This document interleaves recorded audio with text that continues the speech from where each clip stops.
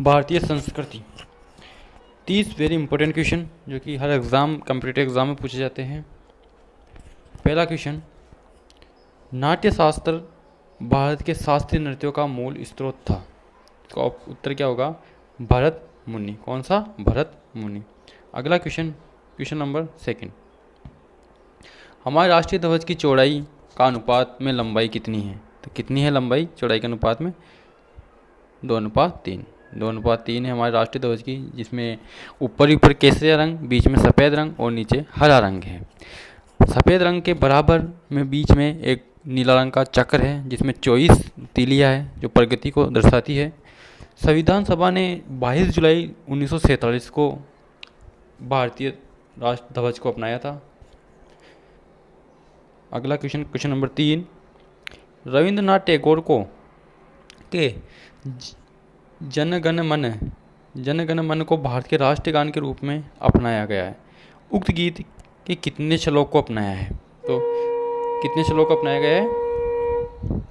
केवल पहला श्लोक, ओनली पहले श्लोक को ही अपनाया गया है राष्ट्रीय गीत के रूप में। क्वेश्चन नंबर 4, डांडिया एक लोकप्रिय नृत्य है।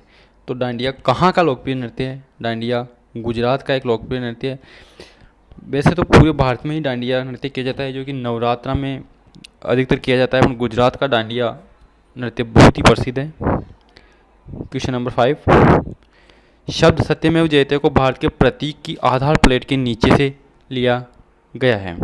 तो मुंडक उपनिषद से। किससे? मुंडक उपनिषद से लिया गया है सत्यमेव जयते को। क्वेश्चन नंबर 6, मोहिनीअट्टम मूल रूप से किस राज्य में विकसित हुआ? तो मोहिनीअट्टम किस राज्य में? केरल का है मोहिनीअट्टम। क्वेश्चन नंबर 7, निम्नलिखित में से कौन सा लोक नृत्य गुजरात से संबंधित है? कौन सा है? गरबा। गरबा गुजरात में खेला जाता है। अगला क्वेश्चन, भारत में नृत्य, नाटक और संगीत के विकास को बढ़ावा देने के लिए निम्नलिखित में से कौन सी अकादमी है? कौन सी अकादमी है? तो संगीत अकादमी। अगला क्वेश्चन, पुरी में रथ यात्रा किस हिंदू देवता के सम्मान में मनाई जाती है? रथ यात्रा मनाई जाती है जगन्नाथ, भगवान जगन्नाथ के सम्मान में रथ यात्रा मनाई जाती है। वहाँ पे बहुत लंबी रथ यात्रा निकाली जाती है। क्वेश्चन नंबर 10, पारसियों की किताब है। तो पारसियों की किताब कौन सी है? पारसियों की किताब है जैन अवेस्ता नाम की किताब है, जो कि पारसियों की किताब है इनमें से। क्वेश्चन नंबर 11, कथकली किस राज्य में प्रचलित लोक नृत्य है?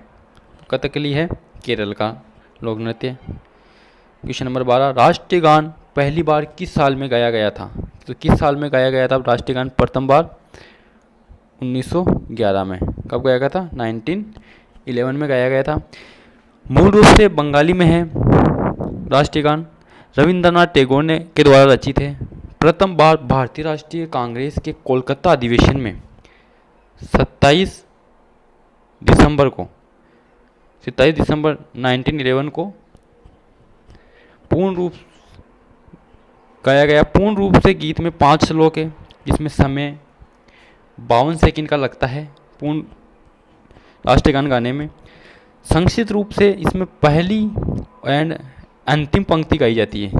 पहली और अंतिम पंक्ति उसे गाया जाता है, उसको गाने में केवल 20 सेकंड का समय लगता है। कितने का? 20 सेकंड का।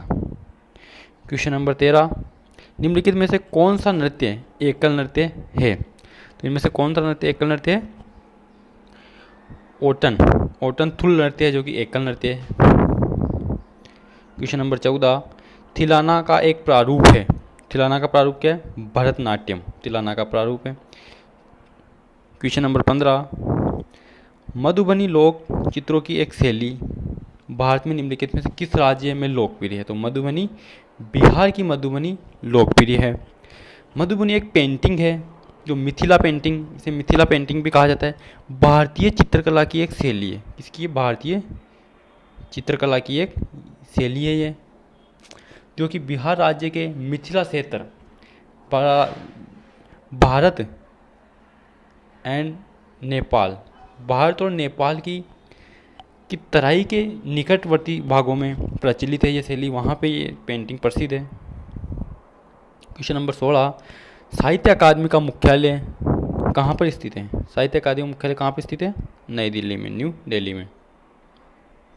क्वेश्चन नंबर 17, तंजावुर के मंदिर से नृत्य को प्रोत्साहन और प्रदर्शन मिला, तो सी भरतनाट्य को। क्वेश्चन नंबर 18, 20वीं सदी का आखिरी महाकुंभ आयोजित किया गया था। जो 20वीं सदी में महाकुंभ आयोजित किए गए थे उसमें से आखिरी महाकुंभ कहाँ पर आयोजित किया गया था? हरिद्वार में। अगला क्वेश्चन, भारत का राष्ट्रीय गीत किसके द्वारा रचित है? तो भारत के राष्ट्रीय गीत को कौन रचा था? बंकिम चंद्र चटर्जी साहब ने रचा था राष्ट्रीय गीत को। राष्ट्रीय गान तो रविंद्रनाथ टैगोर साहब और राष्ट्रीय गीत बंकिम चंद्र चटर्जी। क्वेश्चन नंबर 20, प्रसिद्ध गीत सारे जहां से अच्छा की रचना किसने की थी? किसने की सारे जहां से अच्छा की रचना? मोहम्मद इकबाल ने। किसने की? मोहम्मद इकबाल साहब ने। क्वेश्चन नंबर 20, निम्नलिखित में से किस त्यौहार में नौका दौड़ एक विशेषता है? तो नौका दौड़ ओणम में। ओणम नामक त्यौहार है जिसमें नौका दौड़ विशेषता है। कालचक्र समारोह निम्नलिखित में से किस समारोह से संबंधित है? क्वेश्चन नंबर 22, बुद्ध धर्म से। किससे? बुद्ध धर्म से संबंधित है कालचक्र। अगला क्वेश्चन, निम्नलिखित में से कौन सी जगह चिकनकारी काम के लिए प्रसिद्ध है जो कढ़ाई की एक पारंपरिक कला है? ये हो गया लखनऊ में। कहाँ पे प्रसिद्ध है? लखनऊ में। लखनऊ उत्तर प्रदेश में भारत में 200 साल पहले, लगभग 200 सालों से अधिक पुराने कौशल का केंद्र है ये। इसका अर्थ होता है कढ़ाई। क्या होता है?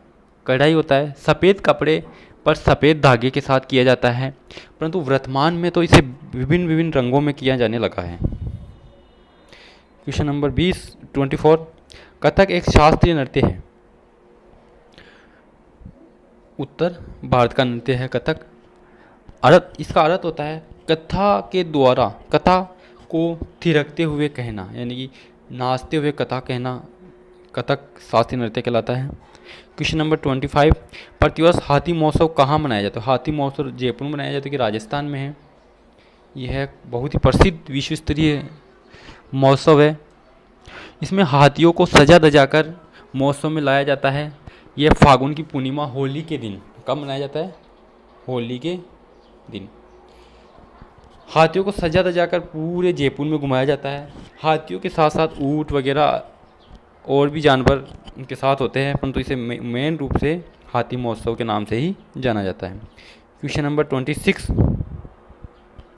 में दम में फाई किस प्रदेश का त्यौहार है? तो यह असम का त्यौहार है।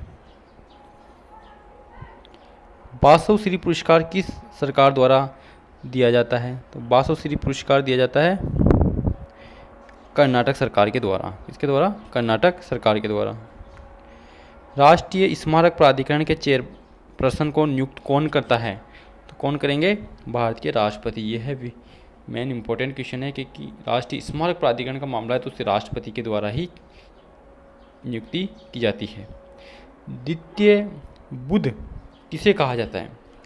सेकंड बुद्ध किसे कहा जाता है? पद्म संभव को द्वितीय बुद्ध कहा जाता है। अगला question, last question number 30, Dada Saheb Phalke पुरस्कार की शुरुआत कब की गई? दादा साहब फाल्के पुरस्कार की शुरुआत 1969 में की गई। दादा साहब फाल्के पुरस्कार फिल्मी जगत के क्षेत्रों में दिया जाता है। यह एक प्रसिद्ध फिल्मी जगत का एक प्रसिद्ध पुरस्कार है। ओके।